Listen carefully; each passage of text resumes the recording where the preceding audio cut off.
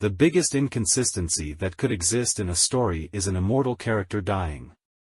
How did Logan, a thick-skinned mutant almost 200 years old, who has already faced wars, time travel and even an atomic bomb, die so easily?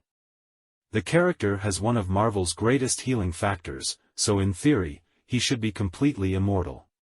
In this video we will try to understand what happened to him. Subscribe to the channel and like the video for more content like this. Take the opportunity to suggest the theme for the next video below in the comments. Many of you must have been unhappy, as I was, with the sad way Wolverine died. Those who only look at it from afar might think that it doesn't make sense that he died in such a stupid way, but for those who followed all the films and picked up all the clues, you can understand exactly why things ended up like this. To begin with, I need to say that Logan is not an ordinary mutant. His real name is James Howlett, born in 1832, somewhere in Canada. He was a mutant before people even knew mutants existed. It is revealed, in his origin film, that his mother cheated on his father with the farm caretaker, with James being the result of this betrayal. He has a brother called Victor, who is also the farm caretaker's son. Victor would later become the villain Sabretooth, at least in one of the timelines. Like his brother, James' mutation also involves an extraordinary healing factor, which allows him to heal from injuries almost instantly. Additionally, James' mutation gives him retractable bone claws that come out of his hands and function as a weapon. For over 100 years, James and Victor remained together, fighting wars and using their healing powers to succeed in life. With their healing factor, the brothers were nearly immortal. But one fine day, James realized that Victor didn't have a very good nature and decided that he should stay away from his brother. So James got married, became a lumberjack and decided to forget that he was a mutant. He no longer used his claws and pretended he was a normal guy, at least as long as he could. To shake up his brother's life, Victor reappeared and made him believe that he had killed the woman his brother loved. So, in search of revenge, James subjected himself to an experiment, called Weapon X, which inserted a rare metal called adamantium into his bones, strengthening his claws and his entire body.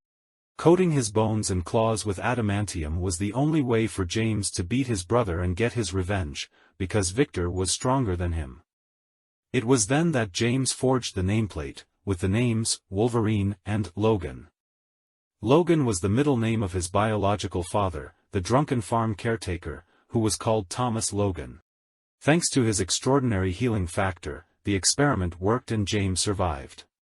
However, seeking revenge on his brother and the people who betrayed him in the experiment, James lost his memory after being shot in the head with an adamantium bullet. He survived the shot, but completely lost his memory. He started calling himself Logan, as that was the name he had on his identification plate from the Weapon X experiment. Time passed and the new and improved Logan spent years enjoying the strength and vitality of his powers. He was stronger, his claws were capable of cutting practically anything and his healing factor prevented him from getting any injuries or aging. He literally became a weapon, as his strength and resistance were extraordinary. He spent several decades living like this, until he encountered the X-Men. Many decades later, in the distant future, in the year 2029, Logan's healing factor has begun to weaken. As this healing factor prevented aging, he began to age. He had the appearance of a middle-aged man, but his health was not the best. In addition to being an alcoholic, what little healing factor remained in his body fought daily against the adamantium that covered his bones. The wounds no longer healed as before and his health was increasingly weakened. In addition to aging, the weight of adamantium and the toxicity of the metal meant that the healing factor worked twice as hard to keep him alive. This is because, in theory, that metal should not be in your body. With the healing factor becoming weaker and weaker, Logan was getting closer and closer to becoming human again. The big problem with this is that the human body is not capable of handling an entire adamantium skeleton. It was a matter of time before Logan lost the battle against his own body, as it was impossible to remove the metal from his bones. The film doesn't make it clear exactly why Logan is getting weaker, but it does give some clues. The first reason is his age, as in 2029 he would be approximately 197 years old. He lived longer than any modern man, so one would imagine that one day he too would experience his decline. The second reason is the context of the world in 2029. It is revealed in the film that it has been 25 years since any mutants were born. Some of the few original mutants left were Logan and Charles Xavier. Logan takes care of a very elderly Professor Xavier, with serious problems controlling his mental powers. Therefore, as Logan and Charles have problems with their mutant powers, it can be concluded that there is some reason why, in addition to not emerging new mutants, the old ones have problems with their powers. Both Logan and Charles are in decline for exactly the same reason. In a scene in the film, it is revealed that the food industry only produces transgenic corn, that is, genetically modified. Corn is the basis of all food at the time, as the world is not that good. This implies that they modified the corn in some way so that people's mutant genes were suppressed. This, in addition to preventing the emergence of new mutants, caused the few remaining mutants to slowly lose their powers. And for Logan, his healing power is the only thing keeping him alive. This would explain why Logan's healing factor is weakened, in addition to explaining why Charles Xavier also acquired problems related to his powers.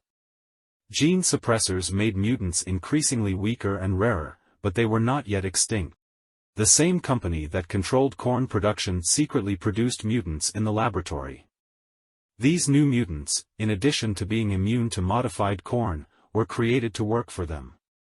These mutants were created from the DNA of original mutants, and were likely genetically modified so as not to be affected by transgenic corn. As it was a recent experiment, these group of mutants were still children and teenagers who grew up in captivity. One of the girls resulting from the experiment was known as X-23, but her name was Laura. She was special because she was created from Wolverine's own DNA. By isolating the X chromosome from Logan's DNA and duplicating it, it was possible to create a mutant with the same powers as Wolverine, but female. Laura's claws were also coated with adamantium, but it was not revealed whether her entire body was coated, as they did with Logan. According to the experiment's registered name, X-23 meant that Laura was the 23rd attempt to recreate the DNA of the mutant known as Weapon X in the laboratory. Apparently, the first 22 attempts to clone Wolverine failed, but attempt number 23 was successful. Unlike Logan, who had 3 claws on each hand, Laura had 2 claws on each hand and 1 on each foot. The explanation given for the difference would be precisely in gender, where this change resulted in a small difference. From an early age, Laura was trained to be a weapon, just like Logan, but she was met halfway by Wolverine, who tried to help her. On his last mission, Logan tries to save all the mutant children from being recaptured by the company that created them.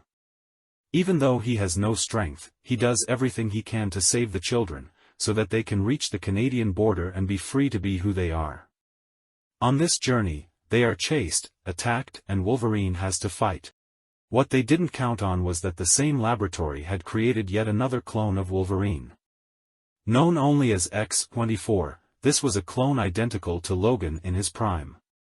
This clone had the perfect healing factor and was as if he were Wolverine himself at his peak, only completely controlled by the company. Probably the X-24 was the perfect clone, as it was the 24th attempt to replicate Weapon X. Because Logan was old and weak, he didn't stand a chance against a version of himself in his prime. During the fight, the children managed to escape, but Logan perished in the fight against his clone.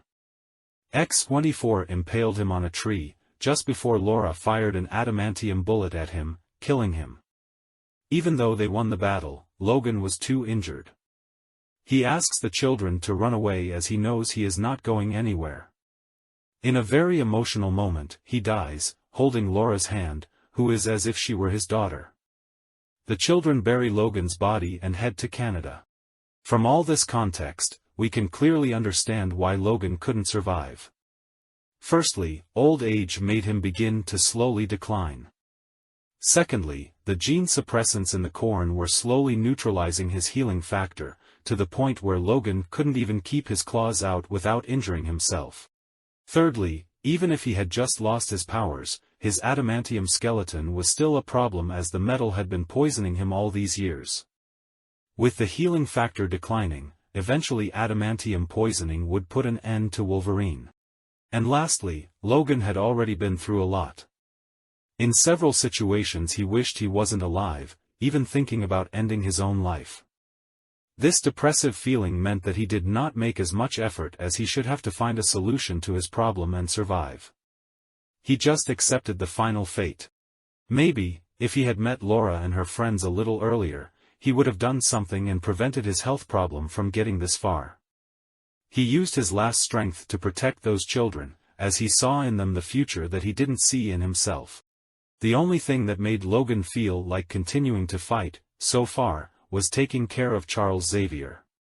As soon as Xavier was also gone, he no longer had anyone to fight for. Logan only had one last mission, which was to get those children safely to the border. And this he did, even at the cost of his own life. He left peacefully, knowing that the children would be okay and that they would carry on the X-Men legacy. Either way, Wolverine's legacy continues through Laura. She is a modified version of him, has his powers and was still too young at the time to follow in Logan's footsteps. It would be interesting if they made an X-23 film a few years later, because in a way, she is the new Wolverine. It's just that we, as fans, hate to see a character we love die. So I started to imagine a solution for Wolverine not to die. Well, I confess that there would have to be a huge effort in the script to reverse his condition, but nothing is impossible. Now that we know he's going to return in Deadpool 3, we can start dreaming about it. The first thing I would change about the story is that X-24 could very well have his head blown off before impaling Wolverine on the tree. This would reduce the severity of his injuries, but it would still not be enough to solve the problem. So this is where things would start to get interesting. Logan, even injured, would manage to cross the border with the children. Remember that they supposedly communicated with someone on the other side, via radio? That person could very well be Magneto himself. In this scenario, he would be almost Charles Xavier's age, but would still have his powers. Magneto would be living in Canada, which would mean he would never have eaten American modified corn. That way, he would never have lost his powers. When meeting Logan, Magneto could remove all the adamantium from his body with his powers, as that was what was killing him. This way, Logan would improve a lot, since the little healing factor he had left would naturally make him improve in a short time. This wouldn't solve the entire problem, but it would completely improve Logan's health and give him many years to think of a definitive solution to his problem. That way, in the worst-case scenario, he would age like a normal guy, without the adamantium killing him, having a long and happy life. In the best-case scenario, with Logan living in Canada, his healing powers would return as he stopped consuming American GMO corn. Either way, Logan could have survived the border crossing. It is even possible that he would return to his peak if he stopped consuming American GMO corn, without the need to remove the adamantium. Anyway, there are many aspects to explore, but it is a fact that it was possible to have saved his life, without making much mental effort. Subscribe to the channel and like the video for more content like this.